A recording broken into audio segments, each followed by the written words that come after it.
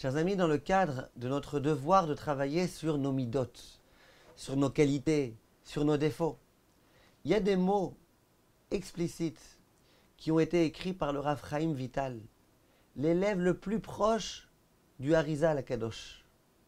Et c'est des mots qu'il faut littéralement essayer de comprendre. Je ne sais pas dans votre esprit comment ça résonne quand vous entendez le nom Rav Chaim Vital. Moi personnellement, les propos de Rav Chaim Vital, c'est Pashut Kodesh Kodashim.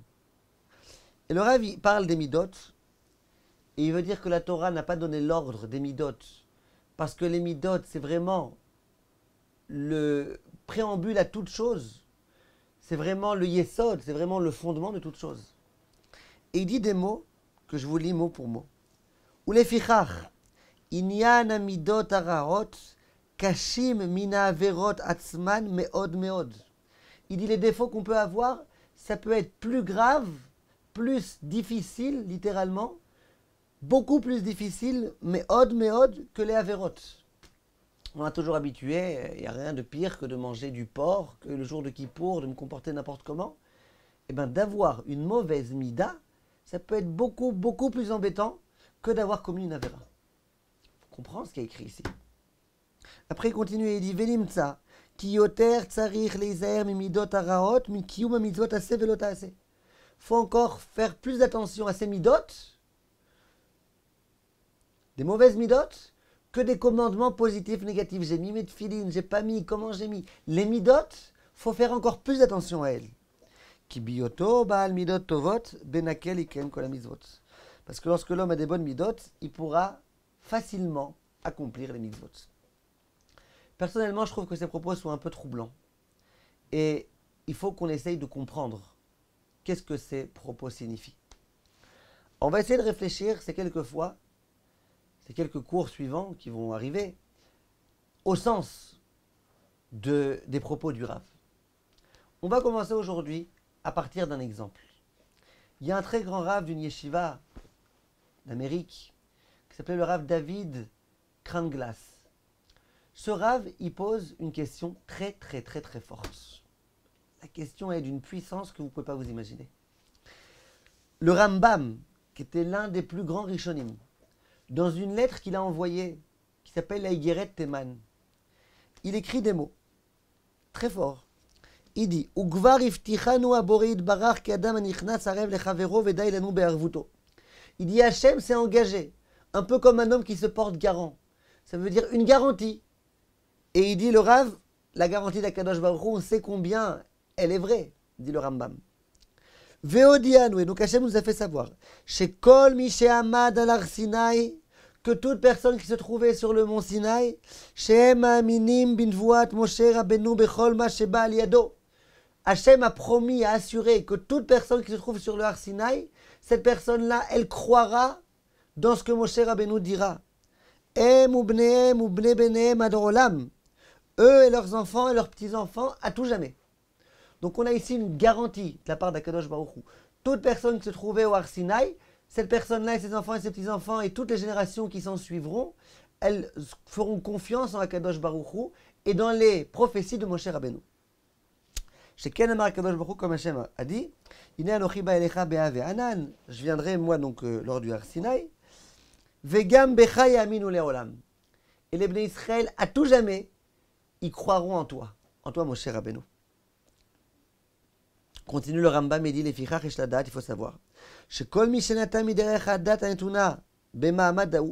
toute personne qui refuse de croire à cette religion-là qui a été donnée à ce moment-là, et bien sache que ces gens-là, visiblement leurs ancêtres n'étaient pas au Har Sinaï. Peut-être que leurs parents, ceux qu'on pensait être leurs parents, peut-être c'est pas leurs parents, peut-être qu'ils ne sont pas juifs.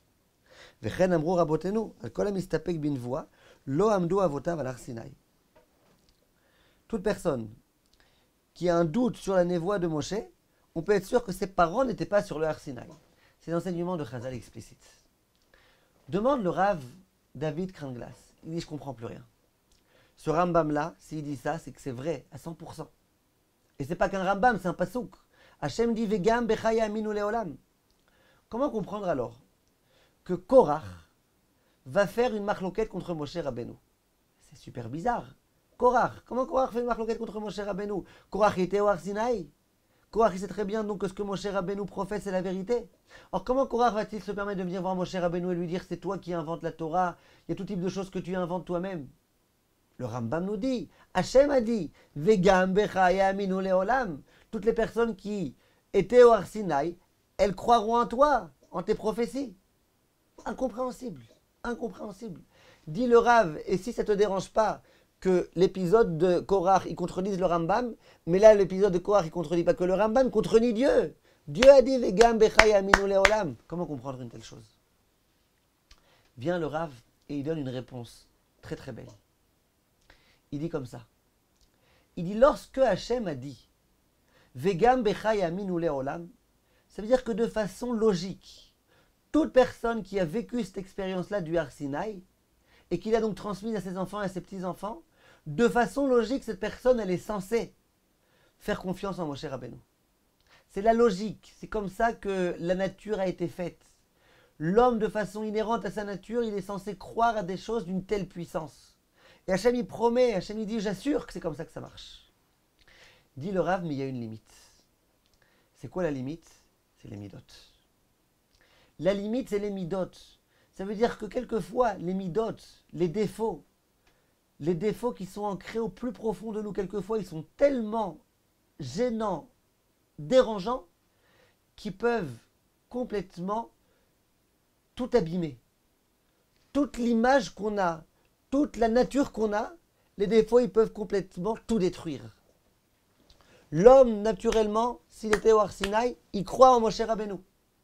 Mais s'il y a des défauts qui viennent, le Rav dit en l'occurrence à propos de Korach, s'il y a le feu du kavod, de l'honneur, le feu de la colère, le feu de la marloquette, et bien ça dévore tout complètement. Et la personne qui est sous l'emprise de ce feu-là, qui est donc complètement manipulée par ce feu-là, et bien cette personne-là, elle n'est plus en train de servir Hachem. Si elle n'est plus en train de servir Hachem, Hachem lui dit, bah, écoute, tu ne veux pas me servir, moi je me retire. Et si Hachem se retire, eh ben la personne, elle commence complètement à divaguer. Parce que toute la promesse qu'Hachem a fait, toi qui étais au Har Sinaï, si tu essayes de faire des efforts, tu conserveras cette émouna, toi, tes enfants et tes petits-enfants, c'est condition que tu fasses des efforts. Si tu décides de te libérer de tout ça, eh ben c'est terminé. Vient le Rav et dit, logiquement Hachem dit, il n'y a aucune raison qu'une personne qui était au Har Sinaï, elle ne croit pas en toi, Moshe Rabbeinu. Mais il y a malgré tout une limite. Une personne qui a des défauts, des graves défauts, des vertus négatives, des midot raot, et qui les laisse se développer, et qui les laisse devenir grandes jour après jour, s'accroître de façon non maîtrisée, et bien cette personne-là, malheureusement, toute la promesse d'Akadosh Baruch Hu ne la concernera pas à elle. Parce que Hachem, il parle d'une personne qui est normale. Une personne normale, eh ben, elle croit en ça. Mais celui qui a tellement envie d'arriver au kavod, que bien qu'il croit, il fait semblant qu'il ne croit pas. Que bien qu'il croit, il refuse de croire. Eh ben, qu'est-ce que tu veux qu'on fasse? Il y a bien un libre arbitre. Donc, on voit de là combien le kavod, en l'occurrence, ce défaut-là, il est terrible, il est tragique. Pour tenter de répondre à la question qu'on a posée au début, d'essayer de comprendre les propos de Rav Chaim Vital, mais on ira plus loin, ne vous inquiétez pas, suivez les cours d'après, on arrivera à une réponse magnifique, Bezrat Hashem. Comment comprendre les propos de Rav Chaim Vital? Mais l'une des façons de comprendre, c'est quoi? On voit de là comment un défaut, parce que le Messias Yesharim, il est clair, il dit au nom du Zohar HaKadosh que le défaut de Korach, c'était de vouloir, de façon exagérée, être honoré. C'est ça son défaut, c'est ça son problème. À part ça, c'était un tzaddik, il avait tout ce qu'il fallait pour lui. Le problème, c'était ça. Quand tu vois combien un défaut, il peut aveugler une personne, il peut lui faire perdre toute sa morale, aller oser faire une marloquette contre le Gdolador, terrible. Et bien là on comprend. Combien une mida, parfois c'est pire qu'une avéra. Parce que quelqu'un a commis une avéra. Le jour de Shabbat, il a été borer, il a cuisiné un plat, il a fait quelque chose d'interdit. Et bien c'est une avéra, d'accord, une avéra. Une avéra ponctuelle qui a été commise. Par contre, une mauvaise mida, regardez comment elle peut détruire quelqu'un. Elle a fait en sorte que Korach il fasse la guerre contre Moshe Rabbeinu. C'est très très grave. Et que Korach il fasse de ça toute une théorie. Et que Korach il élabore cette théorie, qu'il ait 200 élèves avec lui. Ça c'est pire qu'une avéra. Une avéra, c'est une avéra. Tu as fait ta avéra et puis voilà. Mais là, tu commences à créer des théories pour justifier ce que tu fais. Finalement, tu deviens complètement tordu. Tout ça, c'est les conséquences directes d'une mauvaise mida. Dis le Rav, attention, avéra, d'accord, il faut faire attention, avérote, bien sûr. Mais attention, ne laisse surtout pas se cultiver en toi une mida ra'a. Parce que, attention, une mida ra'a, c'est terrible, terrible, terrible. On continue la prochaine fois, Bezrat Hashem, avec un autre exemple. Merci de votre attention.